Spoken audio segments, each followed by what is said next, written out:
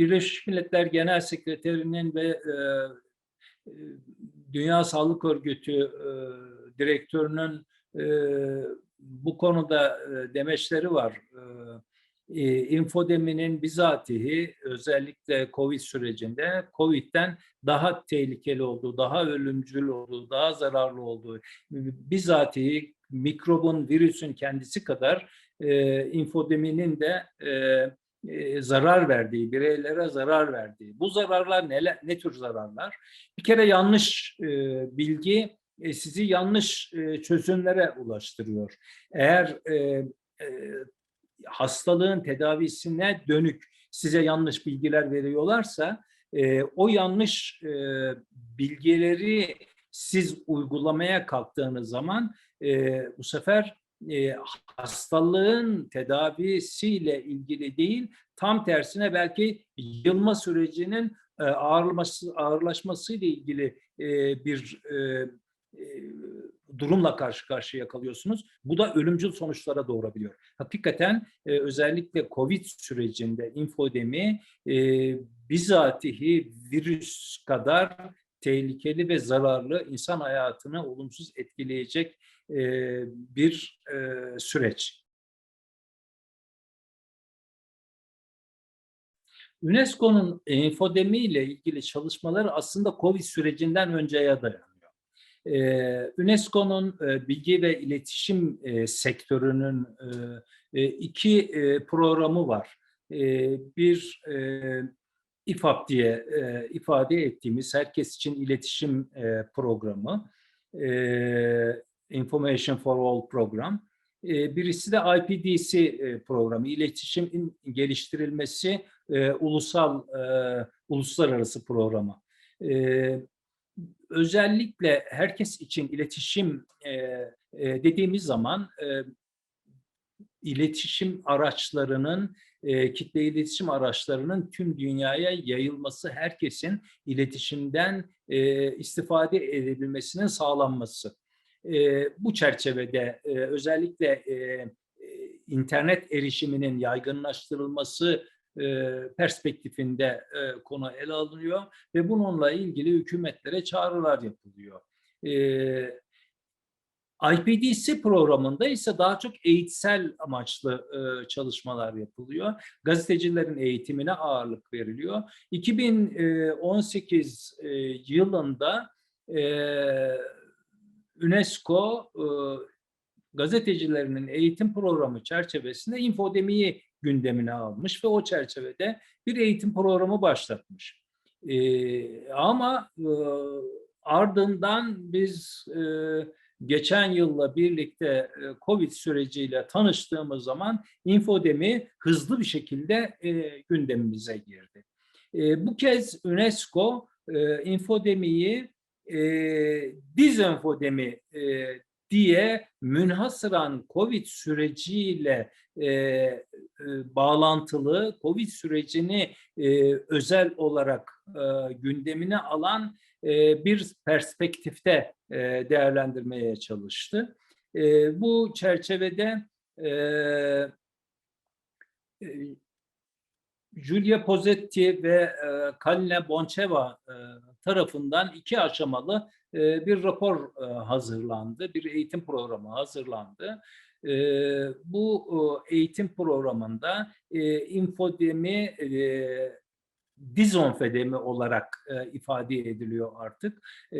Bunun irdeleniyor, bu kavram irdeleniyor, sebepleri irdeleniyor. Hangi şekilde karşımıza çıktığı araştırılıyor, ifade ediliyor ve ondan sonra da buna karşı alınması gereken önlemler vurgulanmaya çalışılıyor. Bu çerçevede çok ağırlıklı ve hızlı bir eğitim, gazetecilere yönelik eğitim programı başlatıldı. IPDC'nin 40. yılı oturumunda da infodemi konusu UNESCO'nun tabiriyle dizinfodemi konusu yine ağırlıklı olarak değerlendirildi ve bu çerçevede de bilgi kirliliğinin önlenmesi noktasında UNESCO'nun yaptığı çalışmalar direktör vekili Xin Ku tarafından bilgi ve iletişim sektörünün hazırladığı dezenfodemi raporunun bir özeti sunulmuş oldu. Birleşmiş Milletler'in 75. Genel Kurul oturumunda da infodemi konusu ele alındı. UNESCO, Dünya Sağlık Örgütü ve Birleşmiş Milletler'in ilgili partneriyle birlikte hükümetlere çağrı yapılması, infodemiyle mücadele konusunda hükümetlere çağrı yapılması noktasında ilke kararı alındı. Bu UNESCO Genel Merkezi'nin çalışmaları genel hatlarıyla bu şekilde özetleyebilirim. Bir de bizim UTMK olarak UNESCO Türkiye Milli Komisyonu olarak yaptığımız çalışmalar var. Pandemi süreci dolayısıyla 2020 yılında 2020 yılı büyük buluşması ancak internet üzerinden Zoom toplantısı çerçevesinde yapılabildi. 3 günlük bu büyük buluşmanın ağırlıklı konusu tahmin edebileceğiniz gibi Covid süreciydi. Covid süreci hemen hemen her sektör tarafından ele alındı ve bunların içerisinde dikkat çekici olan da hemen hemen her sektörün konuyu iletişim perspektifinde değerlendirmesiydi. Bana göre ilginç olan husus her sektör tıbbından ekonomisine, çevresinden bilgi sektörüne, kültür sektörüne, eğitim sektörüne her konuşmacı konuyu bir şekliyle iletişimle bağlantıladı. Neden? Zira herkes pandemi sürecinde iletişim ile mesajlarını iletebildi. Dijital ortamda mesajlarını iletebildi. İnternet platformunda görüntülü programlarla, uygulamalar vasıtasıyla mesajlarını iletebildi ve geleceğe dönük olarak da artık iletişimin her sektör açısından vazgeçilmez bir olgu olduğu vurgulandı. Bu çerçevede büyük buluşmada bizde iletişim ihtisas komitesi olarak bir panel düzenledik. O panelde infodemi konusunu ele aldık. Burada UNESCO Türkiye Milli Komisyonu'nun bir önceki başkanı eski Milli Eğitim ve Kültür Bakanlarımızdan Nabi Avcı konuşmacı olarak yer aldı. Nabi Hoca'nın konuşmacı olarak seçilmesinin özel bir amacı vardı. Zira Nabi Hoca yıllar öncesinden enformatik cehalet diye kavramsallaştırdığı kitabıyla gündeme gelmiş bir isim. Dolayısıyla bugün tartıştığımız infodemi konusunu o yıllar öncesinden bize haber vermiş. Dolayısıyla onun yaptığı sunum çok ilginçti. İlginç şeyler söyledi. Bu arada Cumhurbaşkanlığı İletişim Başkanlığından da Serdar Bey konuşmacı olarak yer almıştı. O da infodemi konusunda kurumların neler yaptığı, Cumhurbaşkanlığı'nın neler yaptığını, Sağlık Bakanlığı'nın özellikle neler yaptığını, kamu kurumunun yalan haberin, yanlış haberin, yanıltıcı haberin, uydurma haberin, sansasyonel haberin etkileri ve bunlarla nasıl mücadele edilmesi konusundaki görüşlerini iletti. O arada biz bu büyük buluşmadaki panelin ardından bir de İletişim İhtisas Komitesi olarak ayrı bir panel düzenledik. Pandemi ve iletişim başlıklı bir paneldi. Orada da konuşmacılardan birisi Profesör Doktor Emre Erdoğan hocamızdı. O da TÜBİTAK destekli olarak yaptıkları proje hakkında bilgi verdi. O da ilgiyle takip edildi, izlendi. Bu çerçevede özetleyebilirim faaliyetlerimizi. kriz yapılanması burada kendisini bir ortaya koymuş oldu. Türkiye şunu kabul etmek lazım, belirtmek lazım. Bilim kurulunu oluşturarak çok öngörüsel bir tavır sergilemiş oldu. Biz pandemiye aslında hazırlıksız yakalanmadık. Ama sonraki süreç tartışılabilir. O ayrı konu. Fakat bilimsel çerçevede gerekli tedbirleri baştan aldı. Kriz yönetimi oluşturuldu. Bu yönüyle aslında Türkiye işin başında takdir edilebilecek bir davranış sergiledi. Türkiye afet konusunda da son zamanlarda çok özel projeler geliştirdi.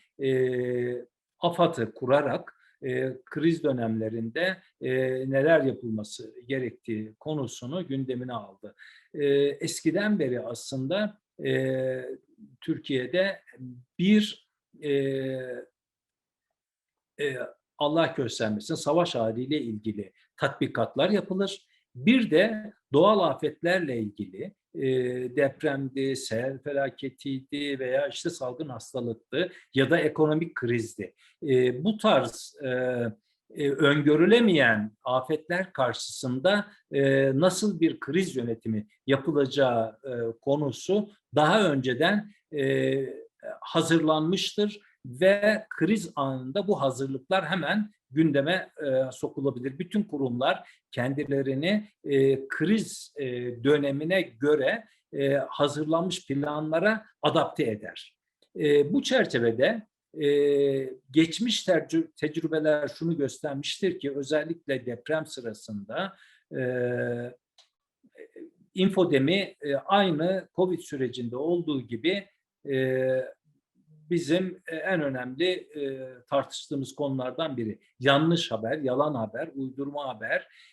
Bu özellikle kriz döneminde müdahale etmek göreviyle yükümlü olan kişileri yanlış yönlendirebiliyor.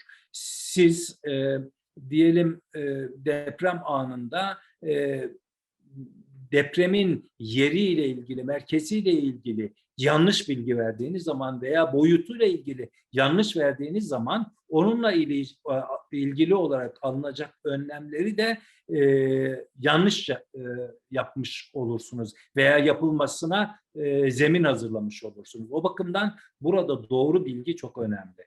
Doğru bilginin yapılması konusunda da en önemli husus özellikle sosyal medyadan yayılan dezenformasyonun önlenebilmesi için doğru bilgiyi sizin daha önce vermeniz lazım. Doğru bilgi yanlış bilgiyi kovar. Eğer siz doğru bilgiyi zamanında ve etraflıca herkesin anlayacağı biçimde verirseniz o zaman dezenformasyonun da önüne geçmiş olursunuz. Bunun için de özellikle en başta devlet yönetiminin kademesinin en başından itibaren doğru bilgiyi vermeniz gerekiyor. Bunu biz pandemi sürecinde yaşadık. Başta Cumhurbaşkanı ve Sağlık Bakanı olmak üzere en başından bilgileri bizimle paylaştılar. Dolayısıyla bu paylaşım doğru zamanda ve doğru biçimde yapıldığı zaman yanlış haberlerin de önüne geçmiş olur. Şayet siz bilgileri, doğru bilgileri saklarsanız, doğru bilgilerin zamanında verilmesini gündeminize almazsanız, gazetecileri özellikle basın sektöründe görev yapan kişileri, televizyon, radyo ve gazete muhabirlerini doğru bilgiden mahrum bırakırsanız, o zaman sosyal medyanın yanlış haberlerini, dezenformasyonunu bir anlamda teşvik etmiş olursunuz. O bakımdan açık bilgi önemli. UNESCO da hep bunu savunuyor. Açık bilgi, doğru bilginin hemen verilmesi ve bir de şu tavsiye ediyor UNESCO. Yaptırımlarla mücadele etmek yerine yasaklar koyarak veya işte cezalarla infodemiyi önlemek yerine açık bilgiyle, doğru bilgiyle ve doğru bilgiyi herkesle paylaşarak, bilhassa güvenilir medya kuruluşlarını devreye sokarak ve onları zamanında bilgilendirerek infodemiyle mücadeleyi gündeme almanın en doğru yöntem olduğunu bize salık veriyorlar. İleride de özellikle doğal afet sırasında da pandemi sürecinde olduğu gibi infodemiyle karşılaşma durumumuzun olabileceğini şimdiden öngörüp ona göre tedbirleri almamız gerekiyor.